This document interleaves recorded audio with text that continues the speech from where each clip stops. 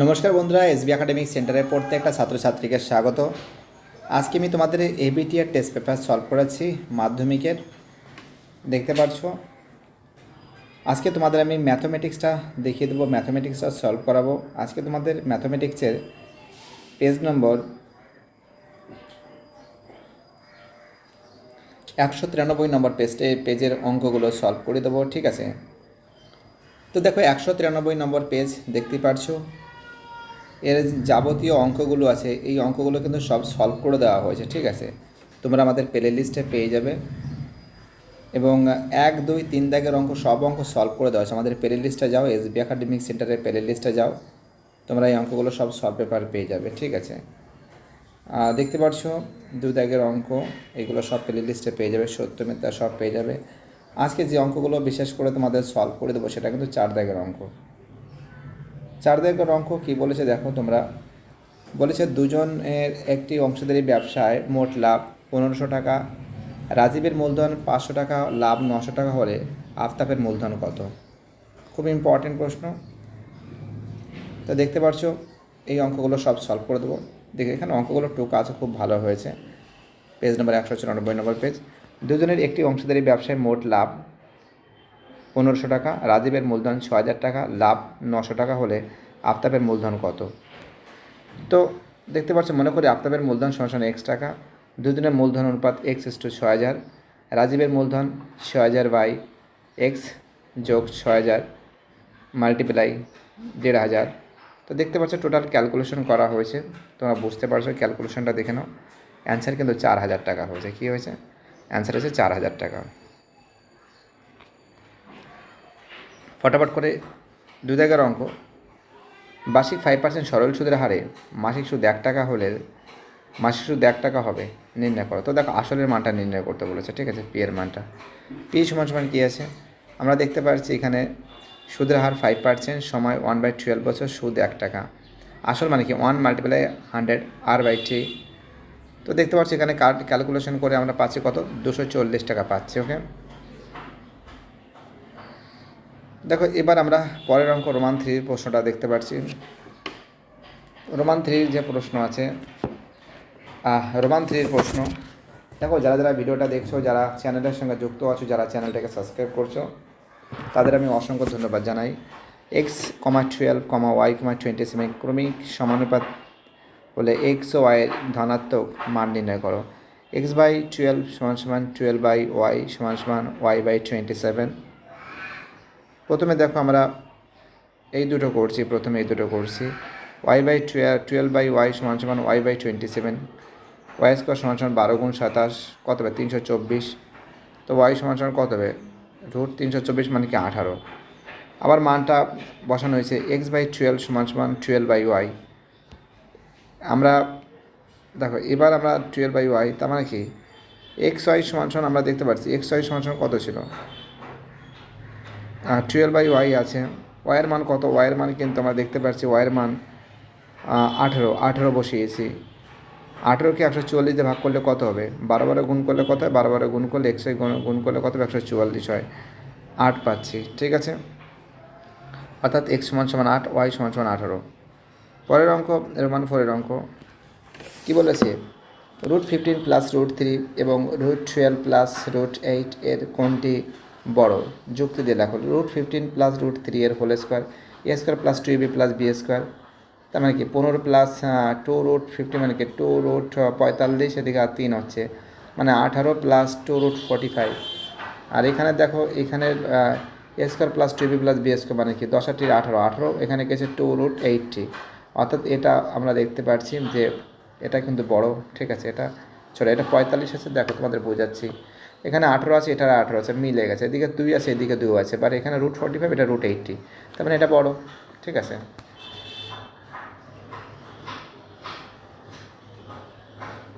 চলো আমাদের পরের প্রশ্ন বলেছে, এক সেকেন্ড, বলছে একটি বৃত্তের দুটি জ্যা PQ ও PR পরস্পর লম্ব। বৃত্তের ব্যাসার্ধ দৈর্ঘ্য আর জ্যা QR এর দৈর্ঘ্য নির্ণয় করো। তো PQ = PR, পরস্পর লম্ব। বৃত্তের ব্যাসার্ধের দৈর্ঘ্য দেখো আমরা দেখতে পাচ্ছি এটা কিন্তু আর একক ধরেছি, ঠিক আছে। কিউ আর সমান সমান কত হবে, 2r হবে। ব্যাসার্ধের দৈর্ঘ্য যদি আর একক হয় তাহলে কিউ আর সমান সমান কত হবে, এটা যদি আর একক হয় এটা কী হবে, টোটালটা কত হবে, 2r একক হবে। তাহলে ব্যাসার্ধ কী হবে আমরা দেখতে পাচ্ছি, কারণ ব্যাসার্ধ আর একক হলে ব্যাসার্ধের দ্বিগুণ হবে, ঠিক আছে, অতিভুজ।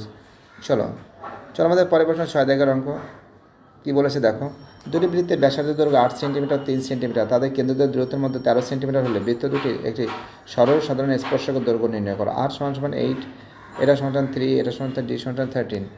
তো আমাদের ফর্মুলা কী আছে, l সমান সমান কী আছে, d স্কয়ার মাইনাস বড় হাতের r স্কয়ার মাইনাস ছোটো হাতের r স্কয়ার, 13 স্কয়ার মাইনাস বিয়োগ করলে কত হবে 5 হবে, ঠিক আছে, বিয়োগ করলে কত হবে 5 হবে, 5 5 25, 13 13 গুণ করলে 169, বিয়োগ করলে কত হবে 144, 144 মানে কত 12 সেন্টিমিটার, ঠিক আছে, অ্যান্সার কত হবে 12 সেন্টিমিটার হবে।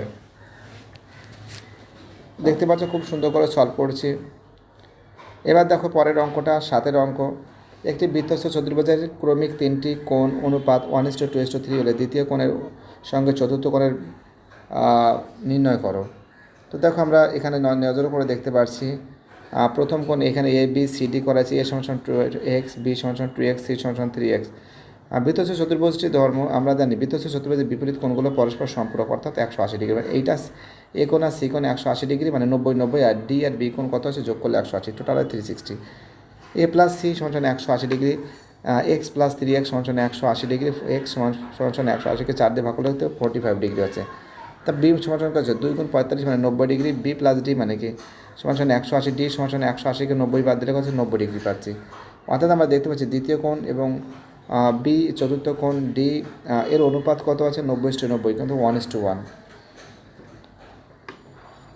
দেখো এবার আমাদের 8 দাগের প্রশ্নটা সলভ করাচ্ছি, দেখতেই পারছো 8-এর প্রশ্ন কী বলেছে দেখো, এ বি সি সমকোণের ত্রিভুজের sine A sine A square plus sine B square সমান সাইন এ স্কোয়ার সি এর মান নির্ণয় করো। তো আমরা দেখতে পাচ্ছি এখানে আমরা কী করেছি, এ বি সি একটি সমকোণের ত্রিভুজ, সি কোণ সমান 90 ডিগ্রি, কোণ এ প্লাস কোণ বি 90 ডিগ্রি। আমরা জানি সাইন সি সমান সাইন 90 ডিগ্রি সমান 1, মানে সাইন সি মানে কি 90 ডিগ্রি মানে 1, সাইন স্কোয়ার সি সমান 1, সাইন বি সমান কি আছে সাইন 90 ডিগ্রি মানে আছে সমান কস এ, জানো এটা। তো সাইন স্কোয়ার বি সমান কস স্কোয়ারে, সাইন স্কোয়ার এ প্লাস সাইন স্কোয়ার বি সমান সাইন স্কোয়ার কি সি, তা সাইন স্কোয়ার এ প্লাস কস স্কোয়ার এ, তাই তো সমান কী আছে +1, তার মানে কি এটা sine square plus cos square মানে কি 1, 1 + 1 কত হবে 2 হবে, sine square plus cos square = 1, তোমরা জানো এটা। 11 দাগের অঙ্কটা দেখতে পাচ্ছ, 9 দাগের অঙ্ক, সাইন 10 থিটা সমান কস 8 থিটা হলে 10 থিটা সূক্ষ্মকোণ হলে tan 9 থিটা এর মান কত হবে। তো দেখো সাইন 90 ডিগ্রি, সাইন 10 থিটা সমান কস 8 থিটা, সাইন 10 থিটা সমান sine 90 degree minus 8 theta, sine sine কেটে গেলে কী থাকছে 10 থিটা সমান 90 degree minus 8 theta, 10 theta plus 8 theta কত হবে 18 থিটা সমান 90 ডিগ্রি। তো আমরা দেখতে পাচ্ছি থিটা সমান কী আছে 90কে 18 দিয়ে ভাগ করলে কত হবে 5 ডিগ্রি, 5 ডিগ্রি হবে। অর্থাৎ আমরা দেখতে পাচ্ছি tan 9 থিটা, tan থিটার মান কত হচ্ছে 5, 5 নং কত হবে 45, tan 45 ডিগ্রি মান কত হবে 1 হবে, দেখতে পাচ্ছ। এবার দেখো 10-এর অঙ্কটা কী বলেছে, একটি ঘনকের প্রতিটি ধারের দৈর্ঘ্য 50% বৃদ্ধি করা গেলে ঘনকটির সমতলের ক্ষেত্রফল কত হবে। দেখো মনে করি ঘনকটির প্রতিটি ধারের দৈর্ঘ্য এ, প্রাথমিক সমতলের ক্ষেত্রফল A1 সমান 6a², তোমরা জানো। আর ধারটির দৈর্ঘ্য 50% বৃদ্ধি পেলে নতুন দৈর্ঘ্য কত হবে a প্লাস 55 এ সমান 1.5 এ। তার মানে এখানে কী থাকছে সমতলের ক্ষেত্রফল এস 6a², ক্যালকুলেশন করে কত আছে 13.5 এর স্কোয়ার। অর্থাৎ আমরা এখানে দেখতে পাচ্ছি A2 থেকে A1 বাদ দিলে কত হচ্ছে 7.5 এর হোল স্কোয়ার, সমতলের ক্ষেত্রফল দিয়ে ভাগ করছি পার্সেন্টেজটা করেছি। দেখো 1.25 মাল্টিপ্লাই 100 মানে কি 125%, খুবই গুরুত্বপূর্ণ অঙ্ক। দেখো এবার আমি পরের অঙ্কটা সলভ করাবো। তো দেখো আমাদের 11 দাগের প্রশ্ন কি বলেছে, 8 সেন্টিমিটার দৈর্ঘ্যের ব্যাসের একটি নিরেট গোলককে গলিয়ে 8 সেন্টিমিটার ব্যাস বলেছে, ঠিক আছে, ব্যাসার্ধটা বের করতে হবে। গলিয়ে কি বলেছে দেখো, গলিয়ে এখানে কি বলেছে 1 সেকেন্ড একটু ছোটো করতে হবে, যে 8 সেন্টিমিটার দৈর্ঘ্যের ব্যাসার্ধের সেন্টিমিটার দৈর্ঘ্যের ব্যাসার্ধের কয়টি নীরের গুলি পাওয়া যাবে? ঠিক আছে, দেখো আমি তোমাদের করে দিচ্ছি অঙ্কটা, ভালো করে তোমরা নজর করে দেখো। ঠিক আছে, তো দেখে ব্যাসার্ধ যদি হয়, ব্যাসার্ধ কত হবে? r/2 হবে, r/2 একক হবে। ব্যাসার্ধ কত হবে? r/2 একক হবে। একটুখানি ছোটো করে নিই, একটু বড়ো হয়ে যাচ্ছে। ঠিক আছে, ব্যাসার্ধ r/2 হবে। তার মানে কী আছে? তো এখানে আমরা দেখতে পাচ্ছি যে গোলকের যে আয়তন আছে, আয়তনটা কী আছে?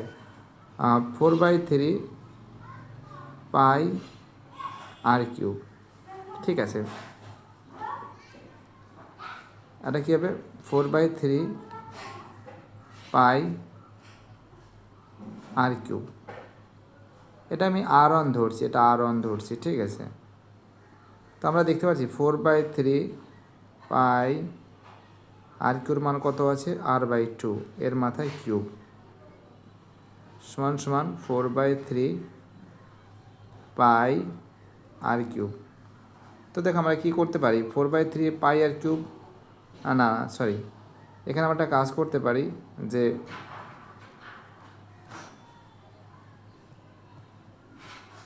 পাই কাটতে পারি। ঠিক আছে, 4/3 কাটতে পারি।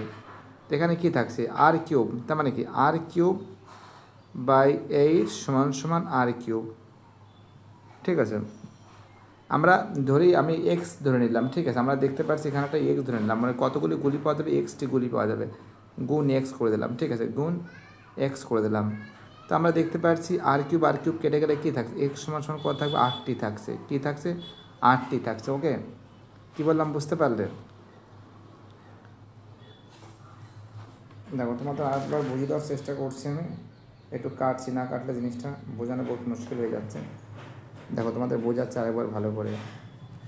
হ্যাঁ, দেখো এটা r3। ঠিক আছে, দেখো এখানে কী করছি আমরা? 4/3 কেটে দিচ্ছি। ঠিক আছে, পাই কেটে যাচ্ছে। আমরা বলেছি কতগুলি গুলি পাওয়া যাবে, তার মানে বইতে যেটা বলেছে 193 নম্বর পেজে, দেখো আমি বলছি আর একবার পড়ছি। বলেছে কটি নীরের গুলি পাওয়া যাবে? মনে করি এক্সটি নীরের গুলি পাওয়া যাবে, এক্সটি গুণ এক্স করে দিলাম। ঠিক আছে, তোমার কী থাকছে? এখানে থাকছে r3, আর 2-এর কিউব মানে কত? 8। আর এখানে কী থাকছে? r3 থাকছে, কোনো কিছু নেই মানে 1। r3 কোনো কিছু দরকার নেই এখানে, সমান সমান কোনো কিছু দরকার নেই। এটা বুঝতে পারলে কী বললাম? কোনো কিছু দরকার নেই, এটা r3 গুণ এক্স করে দাও। ঠিক আছে, তো r3 কেটে গেলে কী থাকছে? x সমান সমান কত থাকছে?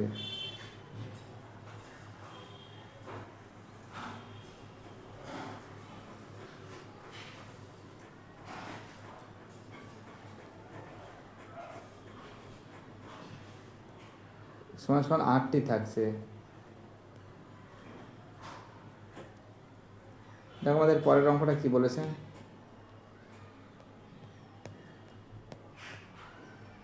দেখো এই যে অঙ্কটা আছে, এই অঙ্কটা করে দিচ্ছি, ভালো করে নজর করে দেখো, পড়ছি না, ডাইরেক্ট করে দিচ্ছি।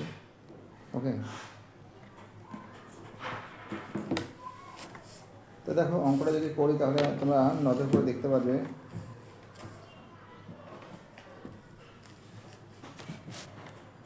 এক সেকেন্ড, 12 অঙ্ক।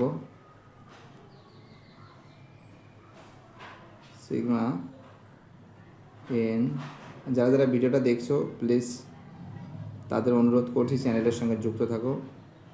x1 + 3, এটা x1 + 3 ব্র্যাকেটগুলো সমান সমান 72 আছে। তার মানে কী থাকছে? আবার এইদিকে কী আছে? সিগমা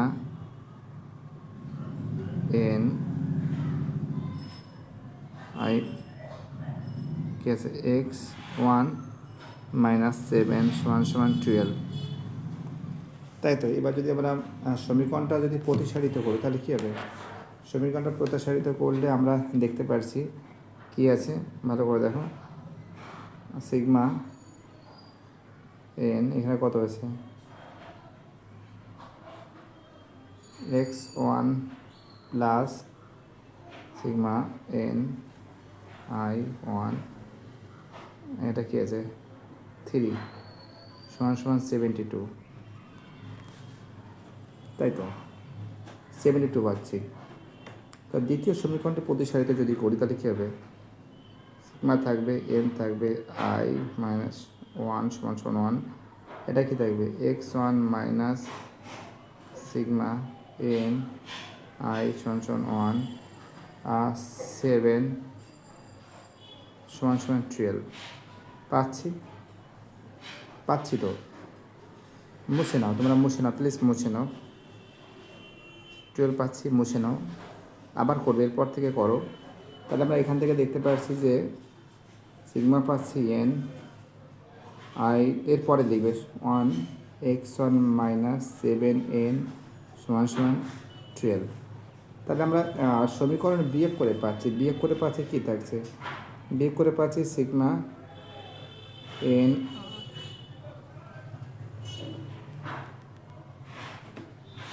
সিগমা, এখানে লিখেছে এন পাচ্ছি আই সমান x1 প্লাস 3n মাইনাস